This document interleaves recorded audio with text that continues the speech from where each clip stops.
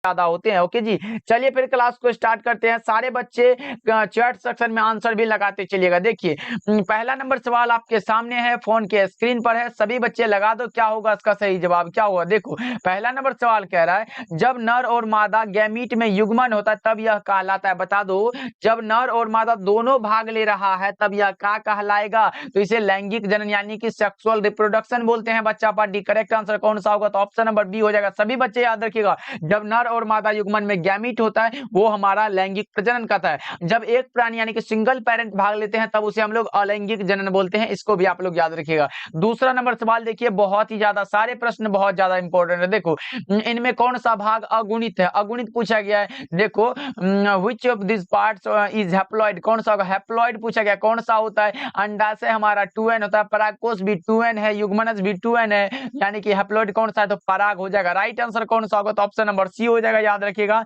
इनमें कौन सा भाग अगुणित है? तो पराग हो जाएगा। चलिए तीसरा नंबर सवाल देखिए आपके सामने है, ये रहा आपके सामने। बता दो इनमें कौन अंडप्रजक प्राणी है? बता दो इनमें कौन सा प्राणी है जो अंडप्रजक प्राणी है? मुर्गी भी है, सांप भी है, मगरमच्छ भी है। तो कौन सा ऑप्शन सही हो जाएगा? ऑप्शन नंबर डी बिल्कुल राइट आंसर हो जाएगा। इनमें सभी हो जाएगा करेक्ट आंसर, क्योंकि ये सारे के सारे क्या है? तो अंडप्रजक प्राणी है। याद रखिएगा, which of this in oviparous animal, कौन सा होगा? हैन होगा, स्नेक होगा, क्रोकोडाइल होगा, ऑल ऑफ दीज होगा। करेक्ट आंसर डी हो जाएगा बच्चों, याद रखिएगा आप लोग। चलिए अगले प्रश्न की ओर बढ़ते हैं। हिंदी और इंग्लिश दोनों मीडियम वालों के लिए है तो कोई दिक्कत की बात नहीं है, बस सारे बच्चे क्लास को लास्ट तक देख लो और इस 50 ऑब्जेक्टिव को आप लोग मुट्ठी में कर लो। भाई देखो, मक्का के अर्ध सूत्राणु में 2n में गुणसूत्रों की संख्या कितनी होती है? अगर 1 है यानी कि हैप्लॉइड रहे तो उसमें 10 होते हैं, फिर इसमें 2n लगा हुआ है तो n प्लस n बराबर क्या होगा? तो 20 हो जाएगा। करेक्ट आंसर कौन सा? तो सी में दिया गया। 44 का जो करेक्ट आंसर है वो हो जाएगा ऑप्शन नंबर सी। तो बच्चा पार्टी याद रखेगा,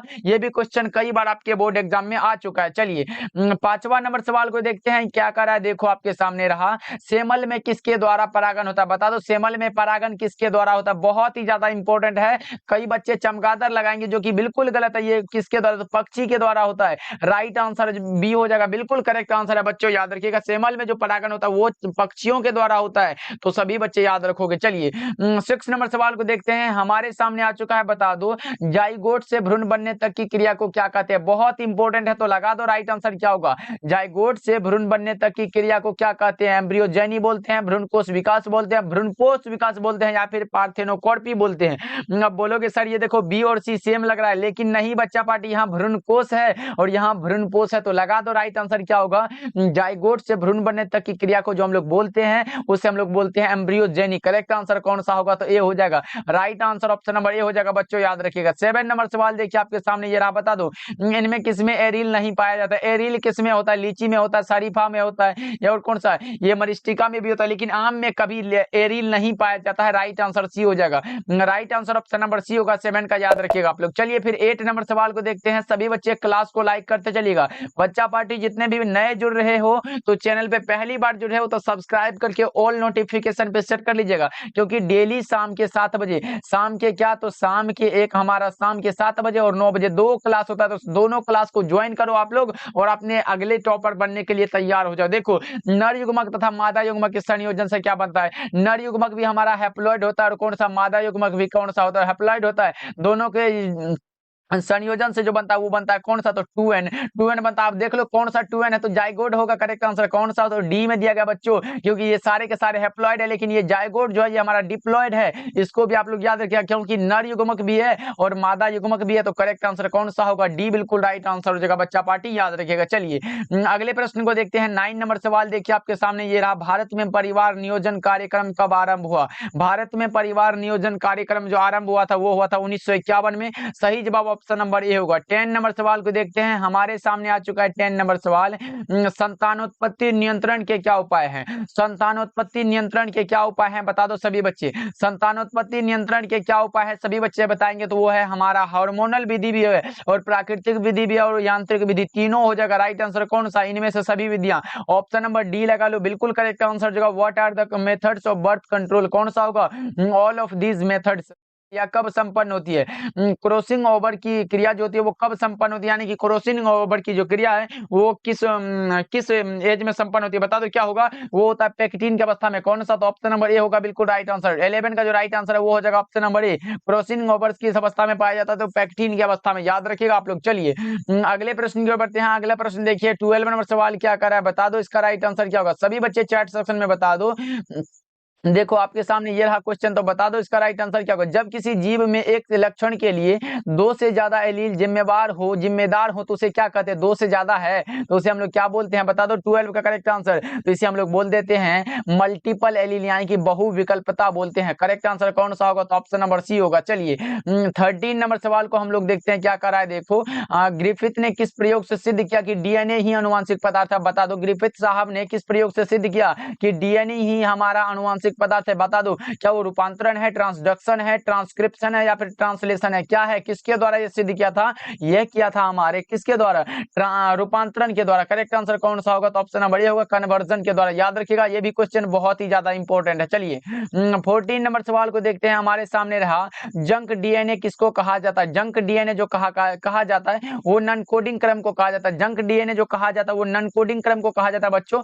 ऑप्शन नंबर बी लगा लो, और यह क्वेश्चन बहुत ही ज्यादा इंपॉर्टेंट है बच्चा पार्टी, याद रखिएगा आप लोग। चलिए अगले प्रश्न को देखते हैं। अगला प्रश्न 15 नंबर सवाल देखिए, प्रोटीन संश्लेषण में दो अमीनो अम्ल के बीच किस प्रकार का बंध होता है? प्रोटीन संश्लेषण में दो अमीनो अम्लों के बीच किस प्रकार का बंध होता है? बता दो वो हमारा कौन सा होता है? पेप्टाइड बॉन्ड होता है। राइट आंसर ये हो जाएगा 15 का सही जवाब ऑप्शन नंबर ए हो जाएगा बच्चा पार्टी, याद रखिएगा ये भी क्वेश्चन बहुत ही ज्यादा इंपॉर्टेंट है। 15 का right answer option number A होगा, सभी बच्चे याद रखोगे। चलिए एक बार चैट सेक्शन में बता दो क्या लाइक कर चुके हो आप लोग क्लास को? एक बार सभी बच्चे बता दो लाइक किए हो कि नहीं। सभी बच्चे एक बार क्लास को लाइक कर देना भाई, क्योंकि जानते हो एक पीडीएफ को बनाने में कम से कम 2-3 घंटा लग जाता है। तो बच्चा पार्टी इतना मेहनत को समझो, एक बार क्लास को लाइक कर देना बच्चों। जितने भी बच्चे जुड़े हुए हो सभी बच्चे क्लास को लाइक कर देना, और चैनल पे पहली बार जुड़े हो तो सब्सक्राइब भी कर लीजिएगा बच्चा पार्टी। चलिए 16 नंबर सवाल देखिए, प्राकृतिक चुनाव का प्रवर्तक कौन है? प्राकृतिक चुनाव का प्रवर्तक हम लोग किसे मानते हैं? तो वो है हमारे कौन? बता दो 16 का सही जवाब क्या होगा। तो प्राकृतिक प्रवर्तक का जो चुनाव है वो है डार्विन साहब। ऑप्शन नंबर बी सही जवाब हो जाएगा। ऑप्शन नंबर बी बिल्कुल सही जवाब हो जाएगा बच्चा पार्टी, याद रखिएगा। चलिए 17 नंबर सवाल देखिए, केवल अफ्रीका में ही कौन पाए जाते हैं? तो जिराफ भी केवल अफ्रीका में ही पाए जाते हैं, जेब्रा भी अफ्रीका में ही पाए जाते हैं, और गोरिल्ला भी अफ्रीका में ही पाए जाते हैं। तो कौन सा होगा?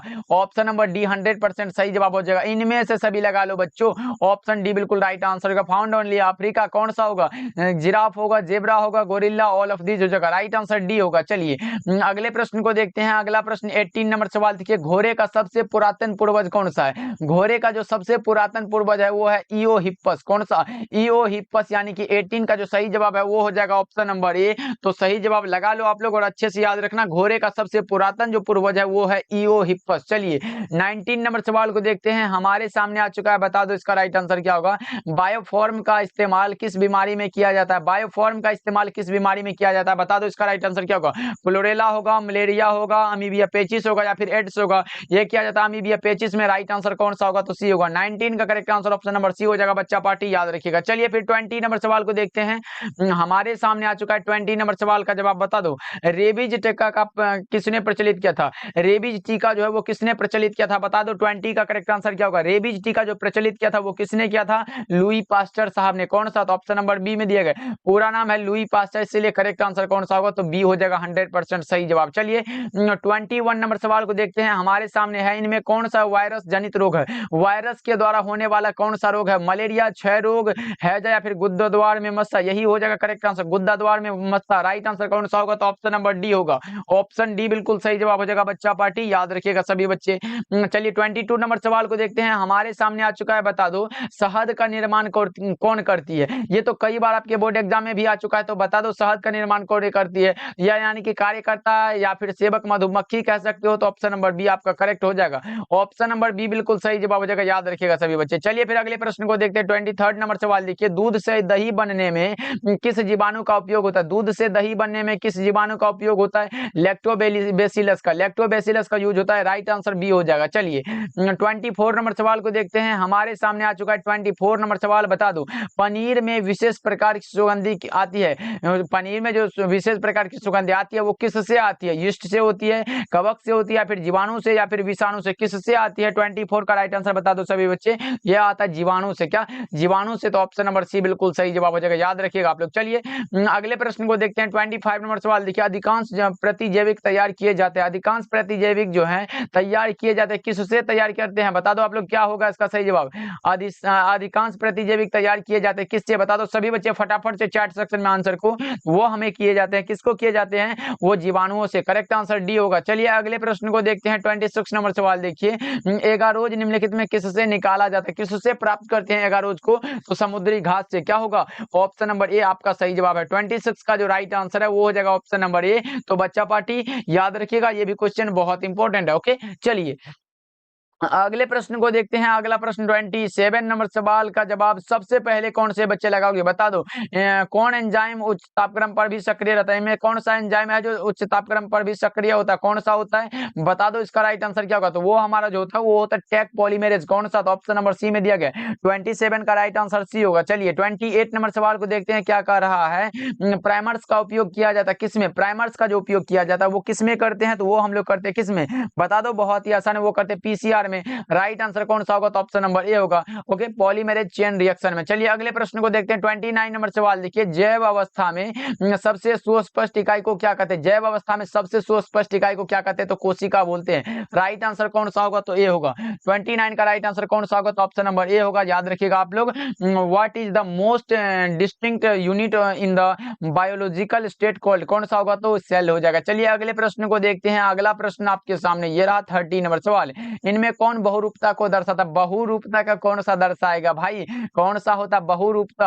आप जानते हो, एक हमारा कौन सा होता? तो नर मधुमक्खी, दूसरा होता है रानी मधुमक्खी, तीसरा कौन सा होता? तो सेवक मधुमक्खी। यानी कि यही तो एक ही छत्ता में तीनों लटकल रहता है, इसलिए करेक्ट आंसर कौन सा होगा? तो ऑप्शन नंबर सी हो जाएगा, बिल्कुल राइट आंसर। चलिए 33 नंबर सवाल देखिए, क्या यहाँ बहुरूपता, बहुरूप को दर्शाने वाला कौन सा होता है? एक ही चीजों में बहुरूप हो तो कौन सा? वो हमारा मधुमक्खी का छाता हो जाता है। चलिए 31 नंबर सवाल देखिए, क्या कह रहा है? आपके सामने प्रस्तुत है क्वेश्चन, तो बता दो इसका राइट आंसर क्या होगा? सभी बच्चे बता दो क्या होगा? इनमें कौन रासायनिक आबादी के जीवों के बीच संचार स्थापित करने में मदद करता है? कौन सा है? इनमें कौन रसायन आबादी के जीवों के बीच संचार स्थापित करने में मदद करता है? कौन सा होता है? 31 का सही जवाब बता दो सभी बच्चे। वो हमारा होता है फेरोमोन। कौन सा? तो ऑप्शन नंबर सी में दिया गया। चलिए 32 नंबर सवाल को देखते हैं। हमारे सामने ये रहा, आपके सामने बता दो, किसी आबादी का स्वरूप निर्भर करता है, किसी भी आबादी का स्वरूप किस पर निर्भर करता है? क्या वो वितरण है, घनत्व है, जातीय रचना है, या फिर इनमें से सभी? क्या होगा? 32 का करेक्ट आंसर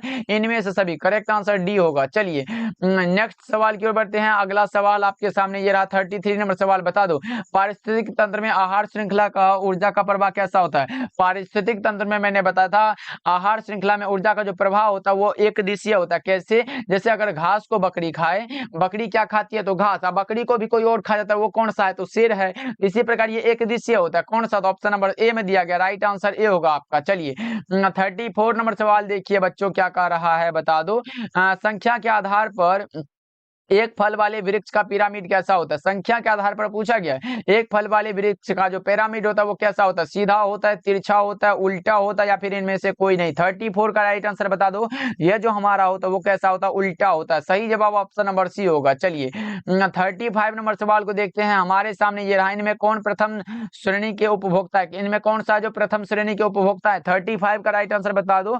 ये है कौन से? गाय है। तो ऑप्शन नंबर सी हो जाएगा सही जवाब। चलिए अगले प्रश्न को देखते हैं। अगला प्रश्न देखिए 36 नंबर सवाल क्या कर रहा है? स्वस्थानीय संरक्षण के कौन से उदाहरण है? स्वस्थानीय संरक्षण के उदाहरण का नाम बता दो, क्या होगा? ये जंतु उद्यान भी होता है, और वानस्पतिक उद्यान भी होता है, और जीव सफारी पार्क भी होता है। इनमें से सभी लगा लो। करेक्ट आंसर डी हो जाएगा। सभी बच्चे याद रखिएगा, इनमें से सभी हो जाएगा। ओके चलिए अगले प्रश्न, जितने भी ये उद्यान होते हैं सारे के सारे क्या होते हैं? स्वस्थानीय संरक्षण के उदाहरण है। चलिए 37 नंबर सवाल देखिए, पृथ्वी सम्मेलन किस वर्ष आयोजित हुआ था? पृथ्वी सम्मेलन किस वर्ष आयोजित हुआ था, बता दो इसका राइट आंसर क्या होगा। पृथ्वी सम्मेलन 1992 में हुआ था, सभी बच्चे को पता हुआ होगा 1992 में हुआ था, तो याद रखिएगा ये भी क्वेश्चन बहुत ही ज्यादा इंपॉर्टेंट है। 38 नंबर सवाल को देखिए आपके सामने, ये रहा, बता दो क्या होगा।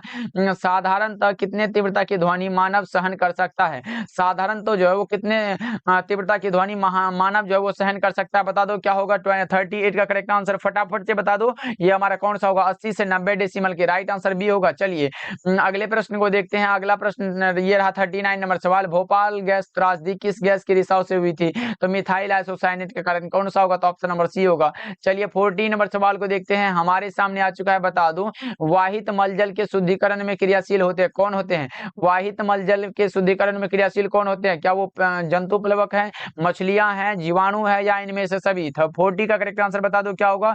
ये हमारा होगा जीवाणु, राइट आंसर सी होगा। चलिए 41 नंबर सवाल को देखते हैं, हमारे सामने आ चुका है, उच्च श्रेणी के पौधों में निषेचन कहाँ होता है? बहुत ही आसान है और कई बार बता चुका है मैं आपको कि उच्च श्रेणी के पौधों में जो निषेचन होता है वो इंटरनल फर्टिलाइजेशन होता है, राइट आंसर कौन सा होगा? तो ऑप्शन नंबर बी हो जाएगा, सभी बच्चे याद रखिएगा। चलिए अगले प्रश्न की ओर बढ़ते हैं। अगला प्रश्न ये रहा आपके सामने, बता दो पराग भित्ति कैसी होती है? पराग भित्ति कैसी होती है? द्विस्तरीय, पराग भित्ति द्विस्तरीय होती है, कौन सा? तो ऑप्शन नंबर बी होगा। 43 नंबर सवाल को देखिए आपके सामने, ये रहा, कोशिकीय अवस्था में भ्रूण क्या कहलाता है? कोशिकीय अवस्था में भ्रूण क्या कहलाता है? मोरुल्ला। कोशिकीय अवस्था में भ्रूण क्या कहलाता है? तो मोरुल्ला कहलाता है। 43 का जो करेक्ट आंसर है वो हो जाएगा ऑप्शन नंबर बी। ओके, चलिए 44 नंबर सवाल देखिए क्या कर रहा है, अनुवांशिकी शब्द किसने प्रस्तावित किया? अनुवांशिकी शब्द जो है वो किसने प्रस्तावित किया था? मेंडल ने, मॉर्गन ने, बेटसन एवं जॉनसन, किसने किया था? 44 का राइट आंसर बता दो सभी बच्चे। तो ये क्या था? बेटसन साहब ने, ऑप्शन नंबर सी हो जाएगा बिल्कुल राइट आंसर, याद रखिएगा। और अगर पूछा अनुवांशिकता का नियम किसने दिया था, तब आप मेंडल लगा सकते हो। चलिए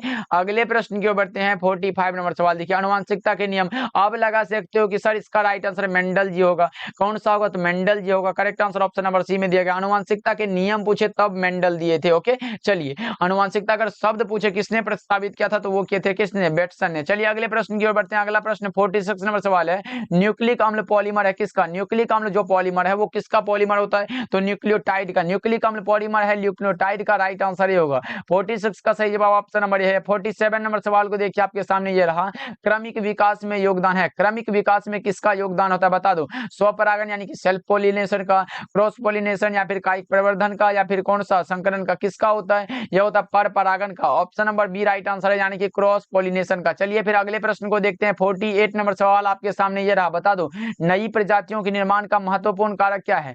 नई प्रजातियों के निर्माण का जो महत्वपूर्ण कारक है वो है हमारा उत्परिवर्तन, म्यूटेशन होता है, म्यूटेशन के कारण होता है, तो ऑप्शन नंबर बी बिल्कुल सही जवाब हो जाएगा। सभी बच्चे याद रखिएगा, ये भी क्वेश्चन बहुत ही ज्यादा इंपॉर्टेंट है। ओके, चलिए 49 नंबर सवाल को देखिए आपके सामने, ये रहा, बता दो एंट अमीबा इनमें से क्या है? बहुत ही आसान है, एंट अमीबा जो होता है वो प्रोटोजोआ है। क्या है? तो प्रोटोजोआ, राइट आंसर सी होगा। चलिए 50 नंबर सवाल को देखते हैं, हमारे सामने आ चुका है, बता दो विश्व एड्स दिवस कब मनाया जाता है? विश्व एड्स दिवस हम लोग क्या मनाते हैं, कब मनाते हैं? बता दो। ये मनाते हैं 1 दिसंबर को। विश्व एड्स दिवस कब मनाया जाता है बच्चा पार्टी? बता दो। तो 1 दिसंबर को, याद रखिएगा, ये भी क्वेश्चन बहुत ही ज्यादा इंपॉर्टेंट है। तो बच्चा पार्टी अब बता दो कमेंट करके कि इस 50 ऑब्जेक्टिव में आप लोग कितना सही कर पाए, और आज का क्लास आपको कैसा लगा कमेंट करके फटाफट से सभी बच्चे बता दो। चैनल पे पहली बार जुड़ रहे हो बच्चा पार्टी, तो सब्सक्राइब करके जुड़ जाओ ना हमारे साथ। ऐसे ही आप तैयारी करो, बिल्कुल फ्री, एक भी पैसा किसी को नहीं देना है, बस आप जुड़ो हमारे साथ, बिल्कुल फ्री तैयारी करो। ओके जी, मिलते हैं फिर अगले क्लास में। सारे बच्चे एक बार क्लास को लाइक कर देना। ओके, मिलते हैं।